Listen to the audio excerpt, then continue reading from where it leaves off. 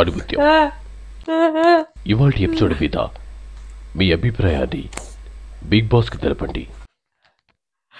అలాగే చెప్తాను కానీ నాన్న బిగ్ బాసా ఏడుస్తూ చేస్తే బాగుంది కానీ ఎంత ఎమోషనల్ కూడా లోపల తొక్కేస్తాను నేను కూడా మొత్తం అనిచేస్తాను.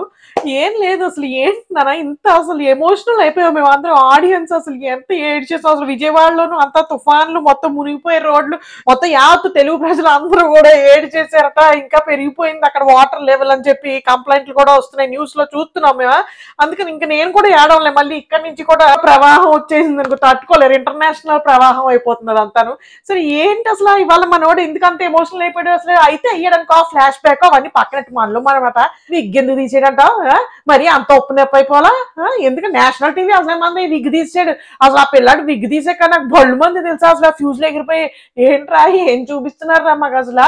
నిజమా అసలు మనుషులు ఉన్నారా ఏ మనుషులా ఇంతకీ ఇల్లు అసలు. విగ్ తీసేసాడంటే ఇంకెన్ని మాయాలు చేస్తున్నారా మా కళ్ళ ముందే. మీరు అందరూ విగ్ అనుకోలేదు సుమా. చాలా నేచురల్ గా క్లిప్పులు టిప్పు తీసి పడేసాడు అసలు. ఇంకేం చేస్తున్నారు అసలు మనుషులు అక్కడ నిజంగానే మనుషులా లేకపోతే ఏ మనుషులా అనే డౌట్ కూడా వచ్చేసింది నాకు. అంత ఎమోషనల్ అయిపోయాడు అంత ఏడ్ చేసాడు అసలు. ఏ సీజన్ లో అమ్మాయిలు అందరూ కూర్చుని కుళాయిలు ఇప్పారు తప్ప ఇప్పుడు ఫస్ట్ టైం ఒక అబ్బాయి ఇంత కుళాయి ఇప్పడం చూడడం మేము. నాకు ఎందుకు అనిపిస్తుంది అబ్బాయి ఫ్లాష్ బ్యాక్ అబ్బాయి past what ever it is childhood లో ఉన్న ట్రామా ఇవన్నీ పక్కన పెట్టే అవన్నీ నాకు అనవసరం. అసలు అబ్బాయి పరిస్థితి బాగాలేదు. నువ్వు అలాంటి వాళ్ళని ఎందుకు తీసుకొచ్చి పెట్టుకున్నావు కాంప్లో నాకు అర్థం కాదు. చాలా సున్నితంగా ఉంది. చాలా సున్నిత మనస్కుడు. ఆ డైలాగ్ కరెక్ట్ గా యాప్ట్ అబ్బాయికి అసలు చాలా సున్నితంగా ఉన్నాడు. ఇలా అంటే ఏడుపొచ్చేస్తుంది ఆ పిల్లాడికి. చాలా మెంటల్లీ స్ట్రాంగ్ గా లేడు ఆ పిల్లాడు.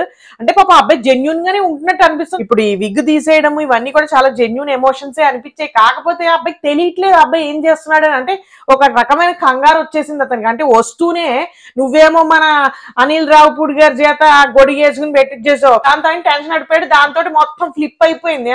లిమిట్లెస్ టార్చర్ అయిపోయింది ఆయనకి. నువ్వు లిమిట్లెస్ పేరు పెట్టినందుకు ఇంట్లో అందరూ పోక్ చేస్తూ కూర్చున్నప్పటికీ టెన్షన్ పడిపోయి ఇప్పుడు ప్రెసెంట్ సిచ్యువేషన్ ఏంటంటే అతని నామినేషన్ లోకి వచ్చేసాడు.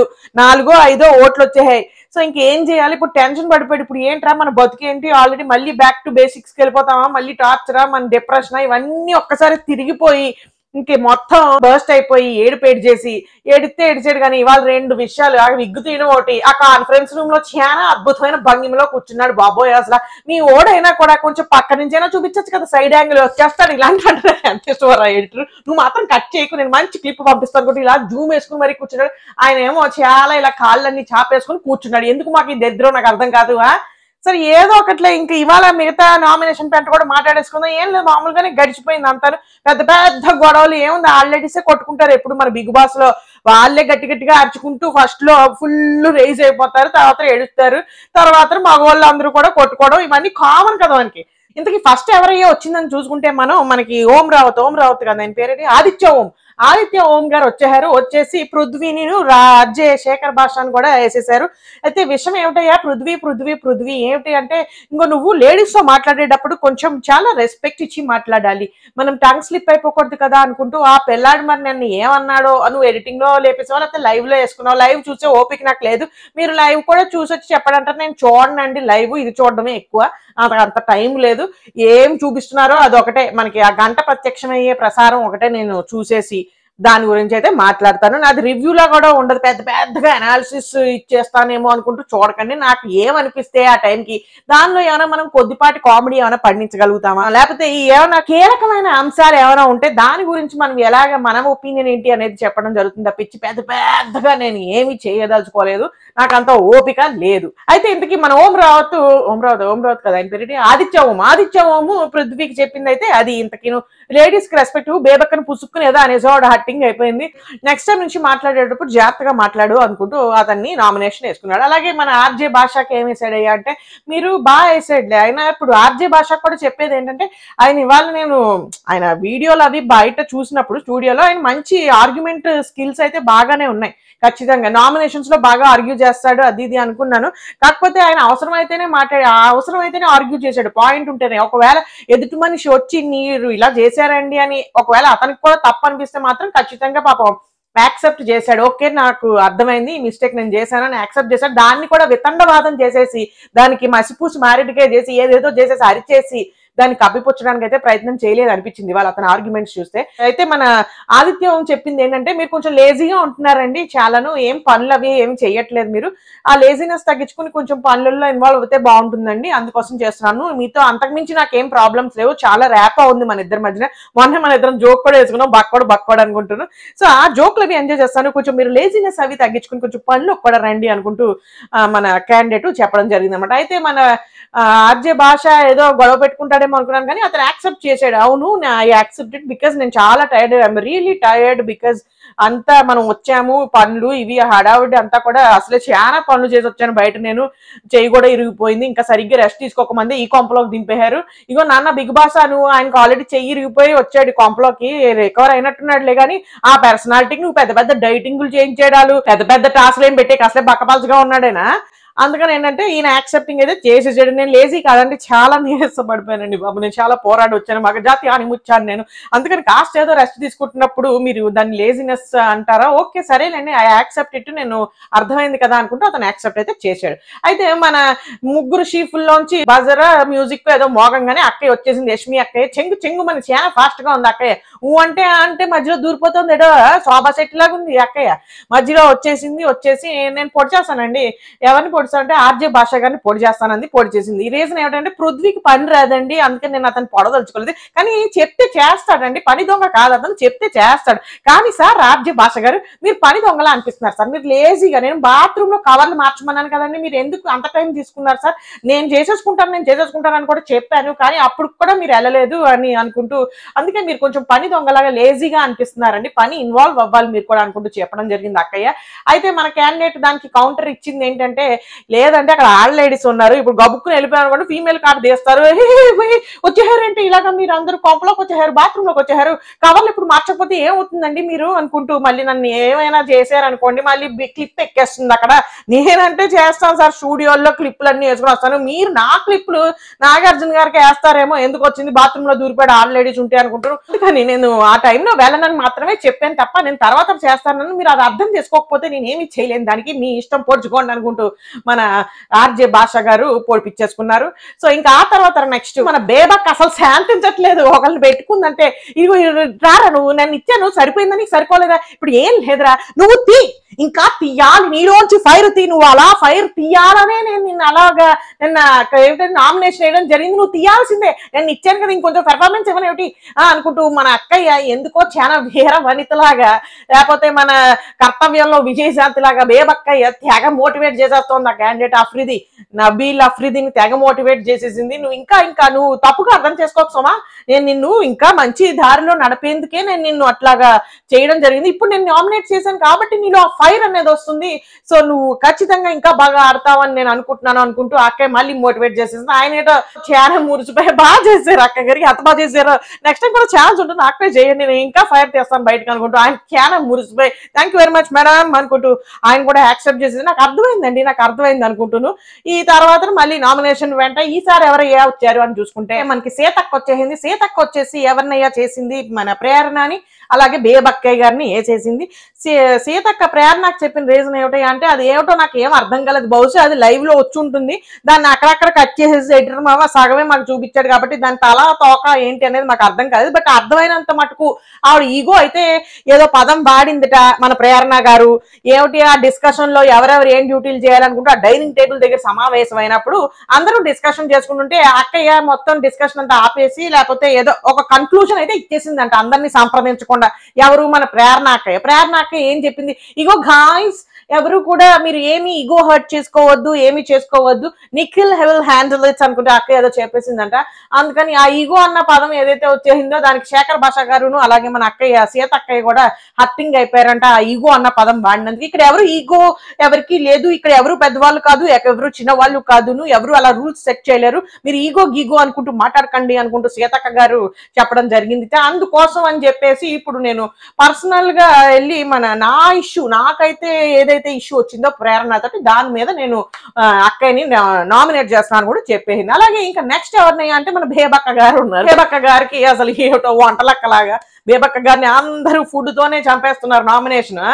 ఏమిటి రీజన్ అంటే అన్నట్టు ఏమ్మా సీతక్క ఇట్రా నువ్వు, నాకు అర్థం కాదు, ఏ వెజిటేరియన్స్ కి పప్పు ఒకటి ఉంటే చాలా, నేను వెజిటేరియన్ పప్పు ఒకటి ఎలా సరిపోతుంది, నేను ఎన్ని వండుకుంటాను తెలుసా రోజుకి, నువ్వు పప్పు వండుకుంటాను, కూర వండుకుంటాను, పచ్చడి వండుకుంటాను, చారు వండుకుంటావు, అన్ని ఉండాలి ఐటమ్స్.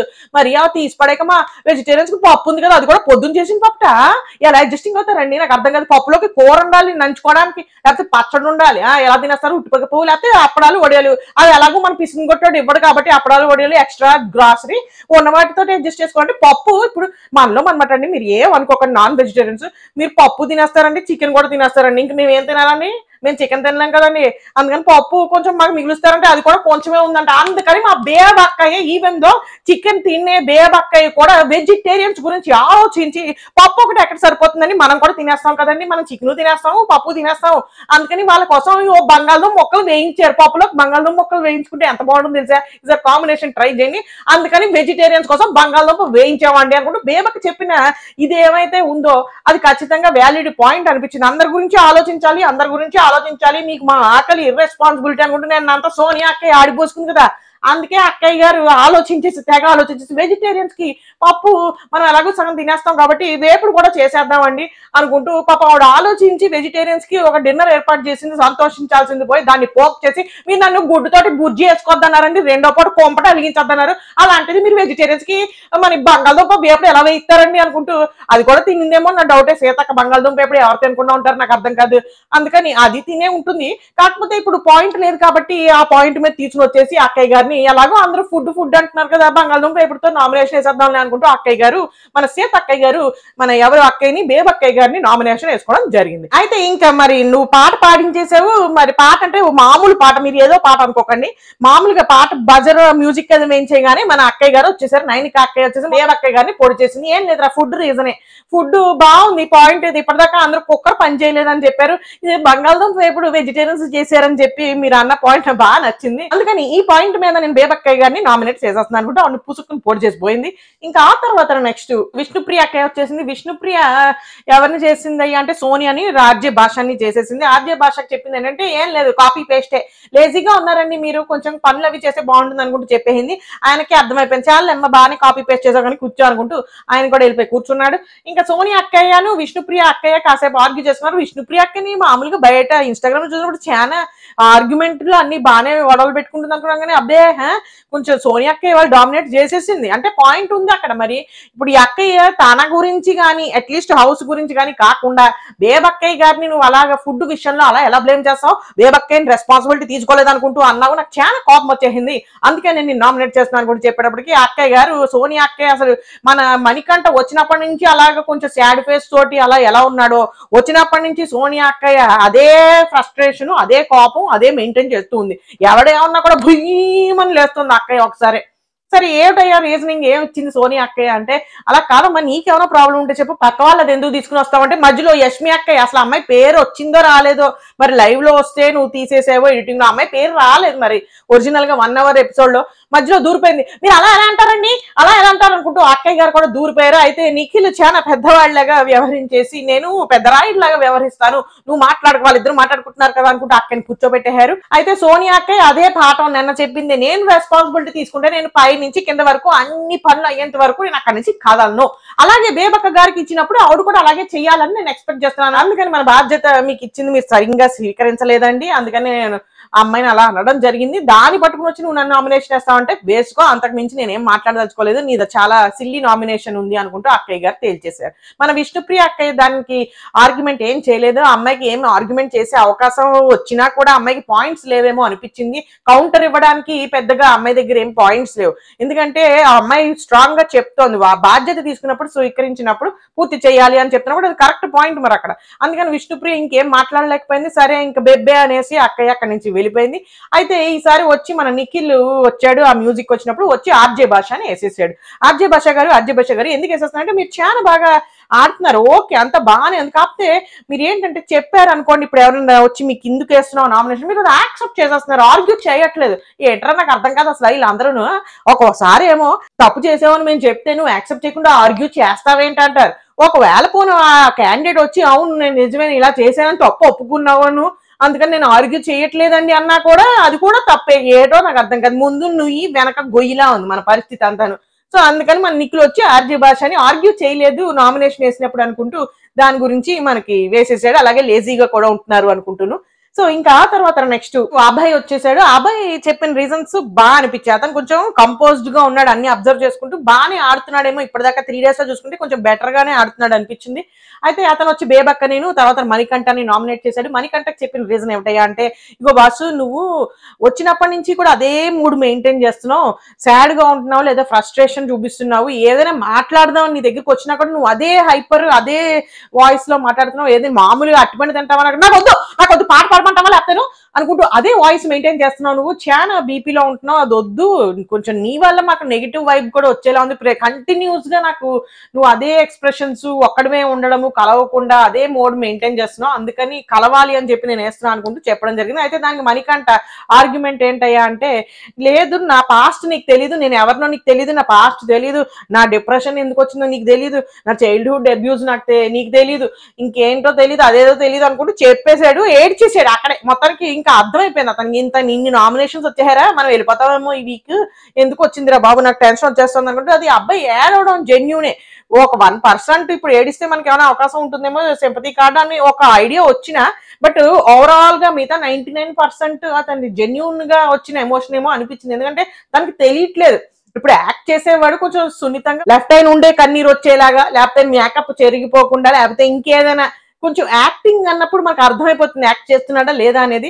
సో ఈతను అలా అనిపించలేదు, విగ్గు పీక్ పడేసాడు. మరి అంత ఓపెన్ అప్ అయిపోక్కర్లేదు కదా, అంత పర్సనల్ థింగ్ అది, మనకి నేషనల్ టీవీ అసలు ఇంటర్నేషనల్ కూడాను. అందుకని మనకి అంత ఓపెన్ అప్ అయిపోయి అంత యాక్ట్ చేసేస్తారని నేను అనుకోవట్లేదు. సో అతనికి బేసిక్ గా ఏంటంటే చాలా హై స్ట్రెస్ లో ఉన్నాడు. రావడమే అనిల్ రావుపూడి గారు వేసుకుని వెళ్ళిపోయారు. నెక్స్ట్ ఇలా అందరూ కూడా ఏదేదో సరిగ్గా కలవట్లేదు నువ్వు అది ఇది అనుకుంటూ బ్లేమ్ చేస్తున్నారు. ఇంకా దాంతో అతనికి పాస్ట్ ఆ ట్రామా, తర్వాత ఆ స్ట్రెస్, ఈ బిగ్ బాస్ కాంపలోకి అసలు కరెక్ట్ పర్సన్ కాదేమో అతను అనిపిస్తుంది. ఇప్పుడు నువ్వు పుసుక్కుని ఎలిమినేట్ చేసే బాయ్ ఆ అబ్బాయి ఉన్న సెన్సిటివ్ నేచర్ కి ఆ ఎమోషన్స్ కి ఇప్పుడు పుసుక్కుని నువ్వు ఎలిమినేట్ చేసేవనుకో నా మాట పట్టుకుని అబ్బాయి కరెక్ట్ కాదంటున్నానని, ఏమో ఈ అబ్బాయిని చూస్తుంటే అసలు ఏమైనా చేసుకుంటాడా ఏంటి అన్నట్టుగా భయపడేస్తోంది అసలు. లేకపోతే ఒక రకంగా ఇలాగ ఇప్పుడు ఆడియన్స్ అందరికి మనం బెదిరించేసామనుకో, నేను నాకు అయిపోయింది, నా జీవితం అయిపోయింది అంతే, ఇంకా నా జీవితం అయిపోయింది, బయటకు వచ్చానంటే నేను ఫసక్ట్ అయిపోతాను అన్నట్టుగా ఏమైనా చెప్తే ఆడియన్స్ ఏమైనా ఓట్లేస్తారా ఏంటి, అది నాకు అర్థం కావట్లేదు. అబ్బాయి మెంటల్ స్టేటస్ ఏంటంటే, బట్ అర్థమైంది ఏంటంటే మెంటల్ గా అయితే అతను చాలా లోగా ఉన్నాడు, స్ట్రెస్ గా ఉన్నాడు. కొంచెం టైం పడుతుంది ఖచ్చితంగా ఆ అబ్బాయికి, అట్లీస్ట్ ఒక వారమో ఎంతో పడుతుంది కొంచెం ఈ కొంప అంతా అలవాటాలని. కొంప మామూలు కొంప అది, అసలు ఎంత ఎంత ఎలా ఉండాలి ఆ కొంపలో, రాటు తేలిపోవాలంటే అలా ఉండాలి. ఇంత సెన్సిటివ్ గా అంటే మొత్తం కష్టమే. ఈయనకి మన శివాజీ గారు లాంటి క్యాండిడేట్ ఎవరైనా తగిలితే కొంచెం ఆ ట్రాక్ లోకి వస్తాడు తప్పించి, లేకపోతే ఇంత వీక్ మైండ్ తోటి ఈ కొంపలో అయితే సర్వైవ్ అవ్వలేడు. బట్ ఏమైనా ఆడియన్స్ అందరూ ఏమైనా అవకాశం ఇస్తే కొంచెం ఈ స్ట్రెస్, ఇప్పుడు ఆల్రెడీ చాలా డౌన్ లో ఉన్నాడు ఆ పిల్లాడు, మరి ఏమైనా అవకాశం వస్తే ఈ వారం ఉండి ఇంకేమైనా ఇంప్రూవ్ అవుతే కనుక కొంచెం పర్వాలేదు, లేకపోతే కష్టమే ఈ కొంపలో సర్వైవ్ అవడం. సరే మన ఇప్పుడు ఈ సోదంతా ఎందుకు చెప్పానంటే, నేను అబ్బాయి వచ్చేసి ఆయన్ని అందుకని నామినేట్ చేస్తే ఈయనేమో ఈ హిస్టరీ అంతా చెప్పుకుని ఒకసారిసేపు ఏడ్ చేశాడు. కాంప్లో ఉన్న వాళ్ళు అందరూ కూడా ఏడ్ చేశారు, ముక్కులు జీదేసుకున్నారు, వాటర్లు తాగేశారు. మేమైతే ఏడుద్దాం అనుకున్నాం కానీ మాకు అర్థం కాలేదు అసలు ఎవడెవడు ఎందుకు ఏడుస్తున్నాడు. ఫస్ట్ ఆఫ్ ఆల్ ఆ పేర్లే గుర్తుండి చావట్లేదు, మొహాలు అసలు గుర్తుండట్లేదు. ఎవడెవడు ఎందుకు ఏడుస్తున్నాడో, మధ్యలో యష్మి ఎందుకు దూరు వస్తుందో, ఎందుకు ఏడుస్తుందో అర్థం కాదు. ఏడుస్తూనే ఉంది ఆ పిల్ల. సడన్ గా లేచి మళ్ళీ మణికంఠం తిట్టేసింది. ఏంట్రా వాట్, ఇంత ఎమోషన్ నేను తట్టుకోలేకపోతున్నాను రా, ఇంత ట్రాన్సిషన్ ఏంట్రా మాకు అనిపించేసింది. ఇప్పటికిప్పుడు ఏడు చేసి వెంటనే తిట్టేస్తుంది ఏంటి అక్కయ్య అనుకుంటూ చాలా కన్ఫ్యూజ్ అయిపోయారు ఆడియన్స్ అందరూ కూడాను. సరే ఆ పిల్లాడు కూడా ఏడ్ చేశాడు. ఇంక ఈయనేమో పెద్ద ఆర్గ్యూ చేయలేదులే, నువ్వు చెప్పేదైతే అర్థం చేసుకో, అందరితో బాగా కలువు, ఎక్కువ శాతం అలా రూమ్ లోకి వెళ్ళిపోయి అలా డిప్రెషన్ లో ఉండిపోకు, కమ్ అవుట్, నువ్వు ఓపెన్ అప్ అవ్వాల్సిందే ఖచ్చితంగా, అదే మోడ్ మెయింటైన్ చేస్తానంటే కష్టం అనుకుంటూ చెప్పడం జరిగింది.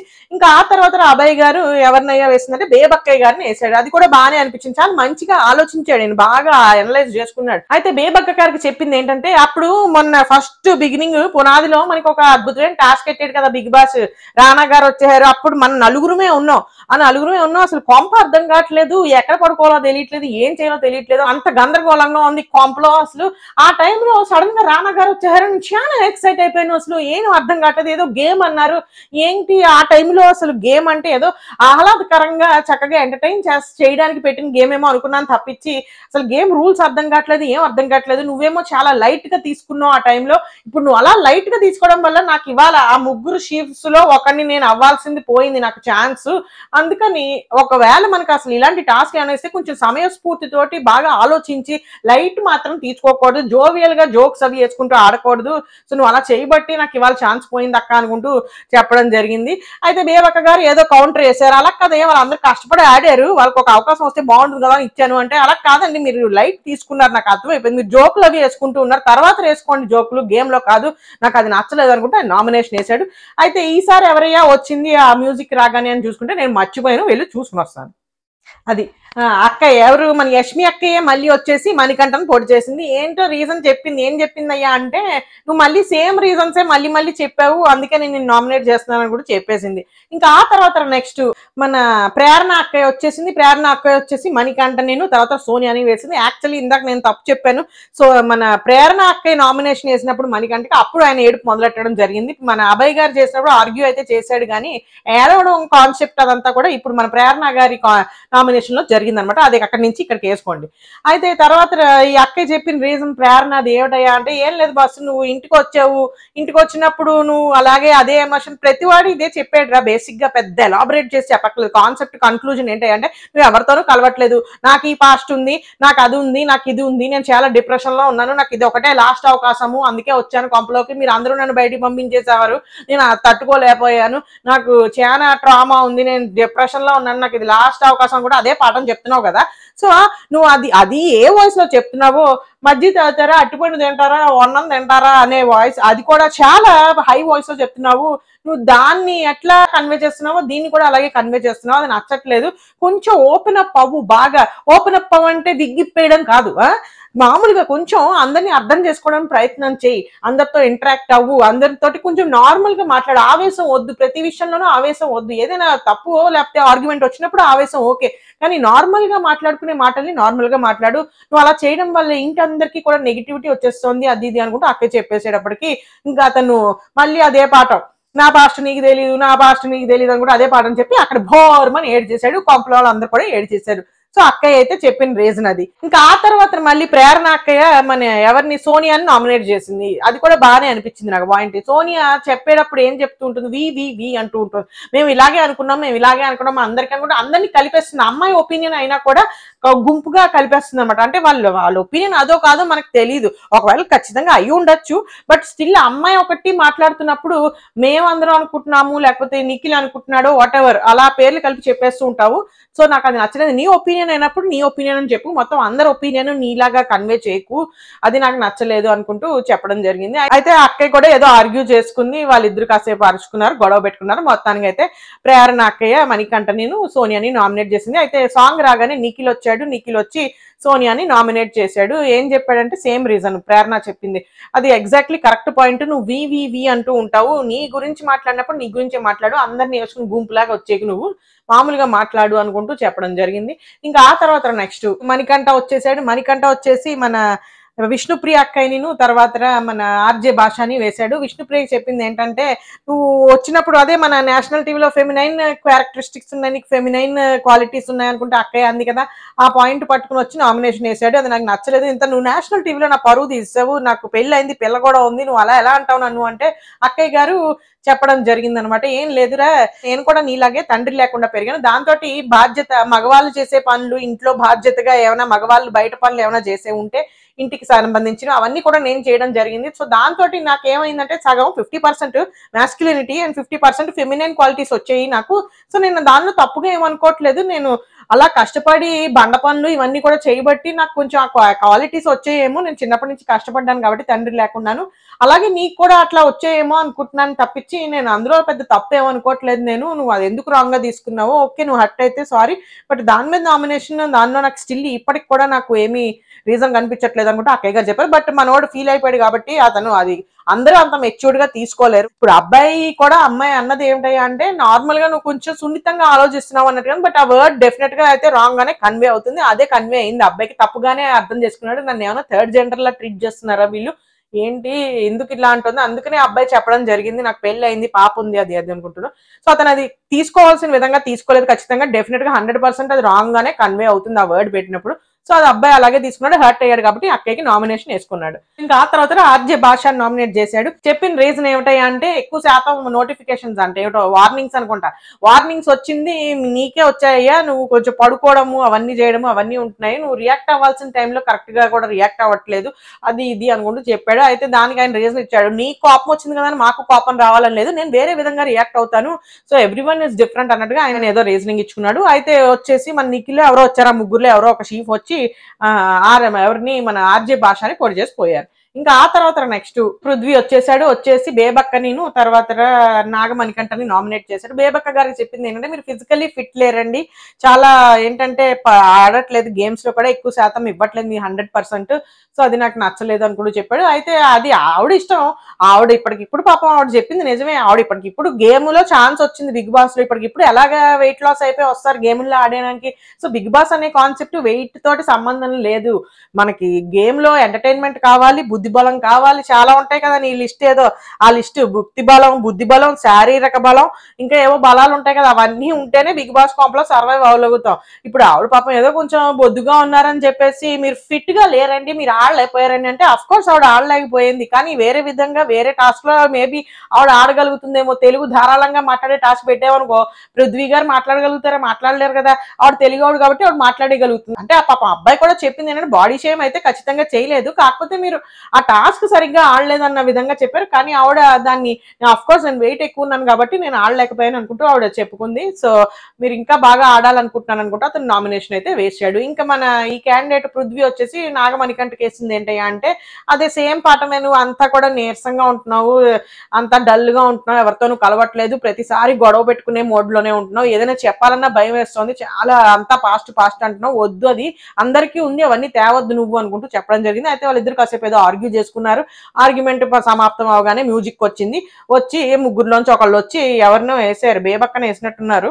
So అదయ్యా conclusion. చివరాఖరికి అయితే మనం చూసుకుంటే ఫైనల్ గా నామినేషన్స్ లోకి వచ్చింది ఎవరయ్యా అని చూసుకుంటే మనకి నాగమణికంఠ వచ్చేసాడు, తర్వాత బేబక్క గారు వచ్చేసారు, తర్వాత ఆర్జే భాష వచ్చేసారు, విష్ణుప్రియ వచ్చేసింది, సోనియా అక్కయ్య వచ్చేసింది, ఇంకా మరి పృథ్వీ, వీళ్ళందరూ వచ్చేసారు. మీకు ఎవరు ఇప్పుడు 3 రోజుల్లో ఎవరైనా నచ్చితే వాళ్ళకి ఓట్లు వేసుకోండి, ఇంకా నచ్చకపోతే నేనేం చేయలేను, నేను ఎలాగో ఓట్లు వేయలేను కాబట్టి మీరైతే పండుగ చేసుకోండి, ఆ ఓట్లు గోలేంటో. సరే ఇప్పుడు ప్రస్తుతానికి ఈ సమాప్తం అవగానే దుకాణం అంతా వెళ్ళిపోయింది బెడ్రూమ్ లోకి, ఏడుపు మొదలెట్టేసాడు బాబోయ్ మన క్యాండిడేట్. నేను దాన్ని నెగిటివ్ గా సర్కాస్టిక్ గా చెప్పట్లేదు, కానీ I don't think is a good fit, right fit for Bigg Boss కాంపా అన్న అభిప్రాయం. ఎందుకంటే అతను చాలా టూ మచ్ సెన్సిటివ్ గా ఉన్నాడు, too much definitely not acting, but అతను ఉన్న పరిస్థితికి ఆ మెంటల్ స్టేటస్ కి ఐ డోంట్ థింక్ అతను సర్వైవ్ అవడం కష్టం ఇలాగే ఉంటే. ఒకవేళ అతను ఏమైనా రియలైజ్ అయ్యి పోనీ ఎవరైనా పోనీ మంచిగా కొంచెం ఇతను ఏమైనా సపోర్ట్ చేద్దాం అనుకుని ఒక కంటెస్టెంట్ ఏమైనా వచ్చి కొంచెం ఇన్పుట్స్ ఇచ్చి అలా కాదురా అబ్బాయి ఇలా కాదు, నువ్వు కొంచెం జాగ్రత్తగా ఆడు, బాగాను ప్రయత్నం చేయి, ఏడుస్తూ కూర్చోక అలాగా పాస్ట్ ఈజ్ పాస్ట్, ఇప్పుడు నువ్వేం చేయాలి, ఏదో సాధిద్దామని వచ్చావు కదా కొంపలోకి, అది ఏంటి అది చూసుకో, దానికి నువ్వు ఎలా ముందుకెళ్ళాలి, వీక్ బై వీక్ మనం ఎలా నామినేషన్స్ నుంచి తప్పించుకుని ముందుకెళ్ళాలి అనేది ఆలోచించుకో, అంతేగాని కూర్చుని ఆ పాస్ట్ వదిలేయి, అవన్నీ కూడా అయిపోయాయి, అదేదో సరిదిద్దుకుందాం అనే కదా ఈ కొంపలో దూరావు. అందుకని ఇప్పుడు ఒకవేళ ఈ అబ్బాయి బయటకు వచ్చేసాక చూసుకుంటే కూడా గేమ్ పక్కన పెట్టేసినా కూడా నువ్వు ఉన్న పరిస్థితి మెంటల్ స్ట్రెస్ ఖచ్చితంగా వెరీ బ్యాడ్, డెఫినెట్లీ చాలా సఫర్ అయ్యో ఓకే, బట్ దాని నుంచి బయటికి రావాలి. ఈ విషయంలో చెప్పాలి అంటే కనుక లేడీస్ చాలా స్ట్రాంగ్, ఇంత ఇలా ఏడ్చిన వాళ్ళు చాలా మంది ఉన్నారు మన కొంపలో, కానీ వాళ్ళు ఇంతలాగా మరి నేను లైఫ్ ఎండ్ చేసేసుకుంటాను అన్న రేంజ్ లో అమ్మాయిలు అయితే ఎవరూ ఏడవలేదు, ఎందుకంటే ఈ అబ్బాయి మరీ సున్నితంగా ఉన్నాడు ఖచ్చితంగాను. సో ఈ ఇంత సున్నితత్వంతో ఉంటే గనక కష్టం, బయటకు వచ్చాక కూడా ఇంత సెన్సిటివ్ నేచర్ అయితే కష్టం, స్ట్రాంగ్ గా ఉండాలి ఖచ్చితంగాను. ఇంత ఫాస్ట్ ఇన్ని మొత్తం సరిదిద్దుకుని వచ్చాడు కదా అబ్బాయి, ఇన్ని డిఫికల్టీస్ ఫేస్ చేసి వచ్చాడు కాబట్టి ఖచ్చితంగా ఇంకా స్ట్రాంగ్ గా నించోవాలి, స్ట్రాంగ్ గా ఫేస్ చేయాలి, స్ట్రాంగ్ గా ఉండాలి. అంతేగాని నన్ను ఇప్పుడు పుసుక్కున తొక్కలో నామినేషన్ బిగ్ బాస్ కొంపది అంతే, అంతకు మించి ఏం లేదు. ఏదో ఒక ఎక్స్పీరియన్స్ బయటకు వచ్చేసావు అంతే, ఒక ప్రయత్నం అయితే అయింది, ఏదో కొంచెం విజిబిలిటీ వచ్చింది, దాని తర్వాతనే ఏదో ఇప్పుడు ఎంతమంది చక్కగా యూట్యూబ్ లో బోల్డ్ సంపాదించుకుంటున్నారు డబ్బులు అందరూ. నాకేం రావట్లేదు రా బాబు, నన్ను అనుకోకండి, నాకేం రావట్లేదు, నాకు 100K చచ్చిపోతున్నాను, నేను 3 సంవత్సరాల నుంచి చస్తున్నాను, 100K రావట్లేదు నాకు. అదేదో ఇస్తారు కదా యూట్యూబ్ వాడు, అది ఏమైనా ఇస్తే కొంచెం చూసుకుని మురిసిపోదామేమో, అన్బాక్సింగ్ చేద్దాం అనుకుంటే అది కూడా రావట్లేదు. సో ఏదో ఏదో ఒకటి మొత్తానికి అయితే ఏవో చాలా ఆప్షన్స్ అయితే ఉంటాయి మనకి. సో ఖచ్చితంగా అయితే అబ్బాయి ఒకవేళ బయటకు వచ్చేసి ఈ వీడియో చూస్తే కనుక అంత సెన్సిటివ్ గా అయితే ఉండదు, స్ట్రాంగ్ గా ఉండి చక్కగా బోల్డ్ ఆపర్చునిటీస్ ఉన్నాయి, చూడడానికి బాగానే ఉన్నావు, ఆ విగ్గు పెట్టుకో, ఏం నష్టం లేదు, ఎవడేమనుకోడు. అందరూ చేసేది పెద్ద పెద్ద స్టార్లే పెట్టుకుంటారు విగ్గులు, దాన్ని ఎవడు పెద్ద పట్టించుకోడు. ఎందుకంటే మీరు అందరూ సెలబ్రిటీలు, ఎందుకంటే మీరు అందరూ కూడా యాక్ట్ చేసే మనుషులు కాబట్టి సీరియల్స్ లోను వాటిలోను మీకు ఆ మాత్రం మేకప్ ఇవన్నీ ఉండాలి ఖచ్చితంగా. సో దాన్ని ఎవడు పట్టించుకోవట్లేదు. కాకపోతే అది కామెడీగా చూడడానికి నవ్వుకోవడానికి బాగానే ఉంటుంది, ట్రోలు మీమ్స్ వేసుకుంటారు ఖచ్చితంగా. కాకపోతే మనం ఇంపార్టెంట్ గా మాట్లాడుకోవాల్సింది ఏంటంటే ఆ మెంటాలిటీ, ఆ సెన్సిటివ్ గా ఉండడము, అంత డిప్రెషన్ అయితే మంచిది కాదు ఈ స్టేజ్ లో. ఆ అబ్బాయి చాలా సఫర్ అయ్యాడు, 30 years కే అంత డిప్రెషన్ ఇవన్నీ వచ్చేసాయంటే మేబీ డెఫినెట్లీ చాలా పాస్ట్ ఉంటుంది అతనికి, చాలా బ్యాడ్ సాడ్ పాస్ట్. అదంతా అయిపోయి దేవుడు ఒక అవకాశం ఇచ్చాడు, ఇందులో ఎలా ఆడతావు అనేది ఆడుకోవాలి. ఒకవేళ ఆడుకోలేకపోయినా ఇమడలేకపోయినా ఆ కొంపలో బయటకు వచ్చాక కూడా ఏం నష్టం లేదు, కొంప ఏం మునిగిపోదు, కొంపలోంచి బయటకు వచ్చేస్తే అది బిగ్ బాస్ కొంప అంతే, ఏదో పెద్ద జీవితం కాదు అదంతాను, మౌంట్ ఎవరెస్ట్ కాదు. మౌంట్ ఎవరెస్ట్ చివరి వరకు వెళ్ళి అక్కడ ఏం చూడకుండా వచ్చేసానని ఫీల్ అయిపోవడానికి, జస్ట్ బయటకు వచ్చేస్తే బోల్డ్ జీవితం ఉంది బయట అంతా కూడా మనకి. మళ్ళీ బోల్డ్ వీడియోలు చేసుకోవచ్చు, ఏదో ఒకటి మాలాగా రివ్యూలు చేసుకోండి, ఏదో వస్తే అది మాట్లాడేయండి, మీకు అనిపించింది చెప్పండి, ఇంకొకరిని ఎవరిని కించపరచకుండా బాధ పెట్టకుండా. బోల్డ్ వ్యూస్ వస్తాయి, నాకంటే రావట్లేదు అనుకోండి, ఏదో మొత్తానికి ఆప్షన్ అయితే ఉంటుంది. ఏదో ఒకట్లా చాలా ఎమోషనల్ అయిపోయి నేను కూడా చాలా మోటివేషనల్ స్పీచ్ ఇచ్చేసినట్టున్నాను, నేను చాలా వేదాంతం ఇచ్చేసానా. సరే ఏదో ఒకటి కానీ క్యాండిడేట్ అయితే అలా బోర్మని ఏడ్చేటప్పుడు అందులోకి దింపించుకున్నావు. ఏంటది మనకుంటే కన్ఫెషన్ రూమ్, ఆ కన్ఫెషన్ రూమ్ లోకి తెప్పించేసుకుని ఏం బాబు ఎందుకు ఏడుస్తున్నావు అంటే, ఏమో బిగ్ బాస్ నాకు ఏంటో అయిపోతుంది బిగ్ బాస్, నాకు ఏం చేయాలో తెలియట్లేదు బిగ్ అంటే. అబ్బాయి బేసిక్ గా టెన్షన్ పడిపోయాడు ఇంకా ఆ స్టేజ్ లో. కన్ఫెషన్ రూమ్ లో వచ్చేటప్పటికి అబ్బాయికి ఏమైందంటే టెన్షన్ పడిపోయాడు, ఇంకా అయిపోయింది, నామినేషన్ వేస్తారు వెళ్ళిపోతానంటే అట్టా బై బై అయిపోతుంది, ఏం చేయాలో తెలియట్లేదు అనుకుంటే చాలా కంగారు అయితే పడిపోయాడు అబ్బాయి. సో ఇంకా నువ్వేదో పెద్ద పెద్ద ఉండేవాళ్ళలాగా పెద్ద చియానా పెద్ద మోటివేషనల్ స్పీచ్, కానీ అప్పుడప్పుడు బాగా ఇస్తావు, అస్తమానం తిట్టకూడదు పాపం నేను అస్తమానం తిట్టేస్తూ ఉంటాను నేను, కానీ ఇవాళ కొంచెం బాగానే ఇచ్చావు. కానీ ఏంటన్నా ఏదో హింటింగ్ ఇచ్చినట్టున్నా, మీరు దేని గురించి అయితే భయపడుతున్నారో దాని గురించి భయపడకండి, అది అవ్వదు అనుకుంటే చెప్పి కొంపలోంచి మేము పంపేయాలి అనుకుంటే హామీ ఇచ్చేవా ఇంకెవరినైనా వేసేద్దామని, ఈ స్కెచ్ చేసే ఉంటావు ఏదో ఒకటి. ఇప్పుడు మనం పంపించేసాం అనుకున్నా, మన అప్రదిష్ట, ఎంత ఎమోషన్ ఇంత సెంటిమెంట్, విగ్ కూడా తీసేసాడు అసలే అబ్బాయి బెడ్రూమ్ లో కూర్చుని. ఎంత ఓపెన్ అప్ అయిపోయాక మనం ఇంకా సపోర్ట్ చేయకుండా కొంపలో ఉంచకుండా పుసుకుని ఎలిమినేట్ చేసేసాం అనుకో, ఇప్పుడు ఆ పిల్లాడు బయటికి వెళ్ళాక ఏమైనా చేసుకున్నాడు అనుకో, ఆల్మోస్ట్ అక్కడ ఎక్కడో నించున్నాను, ఈ లోపు కాల్ వచ్చింది, బిగ్ బాస్ కాల్ చేసి కొంపలోకి రమ్మంటే దిగి వచ్చేసాను నేను, ఆ స్టేజ్ వరకు వెళ్ళిపోయాను నేను అన్నాడు.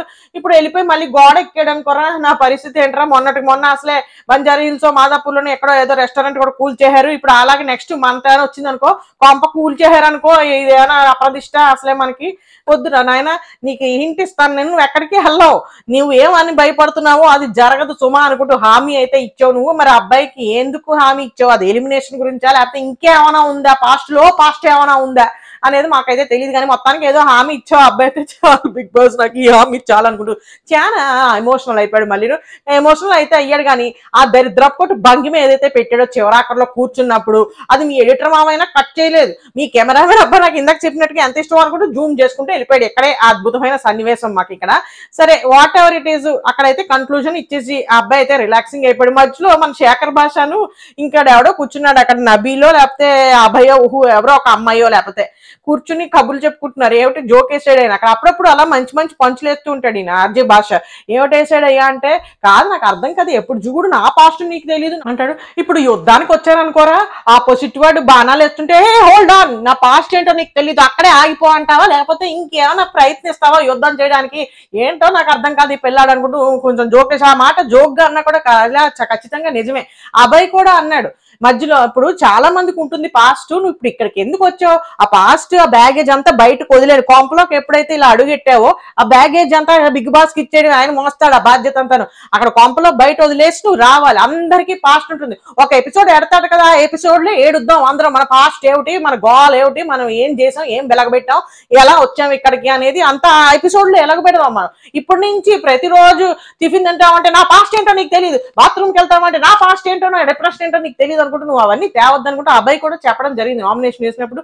అలాగే ఈయన జోక్ గా చెప్పినా కూడా చాలా వాస్తవం అది, ఇప్పుడు వడ్డానికి వెళ్ళినప్పుడు అలాగే బాణం వేస్తుంటే ఆపుతావా పాస్ట్ అని అనుకుంటూ జోకులు వేసుకుంటూ. మొత్తానికైతే ఇవాల్టి ఎపిసోడ్ కొన్ని ఎమోషన్స్ తోను కొంచెం గొడవలతోనూ అంతా బాగానే సాగింది. నువ్వు హ్యాపీ అయిపోయి ఉంటావు, లేక కొంచెం టీఆర్పీ వచ్చింది కదా విగ్గు తీసేసి అలా చేసేటప్పటికి హ్యాపీ అయిపోయి ఉంటావు, అందుకోసమేనా నువ్వు అవన్నీ కూడా బిట్లు కట్ చేయకుండా వేసేసావు. సరే నీ కక్కుర్తి నీదిలే సరే కానీ ఏం చేస్తావు అంటే ఇంటికి వెళ్ళిపోయి నువ్వు కూడా ఎమోషనల్ అయిపోయి ఉంటావు. ముక్కు చేసుకుని శుభ్రంగా మొహం కడిగేసుకుని ఇప్పుడు దుప్పటి తన్నేసి పడుకుని మళ్ళీ రేపు వచ్చే ఇంకా రేపటి పెంట గురించి రేపు మాట్లాడుకుందాం. అంతవరకు సెలవు, బాయ్. ఆడిపుత్యం, మీ విలువైన అభిప్రాయాన్ని తెలిపినందుకు ఏమైనా ఎమోషనల్ అయిపోయాడా మిమ్మల్ని అభినందిస్తున్నారు. అబ్బో చాలా కష్టమే, ఇలా అందరూ వేసుకుంటున్నారు. బాయ్.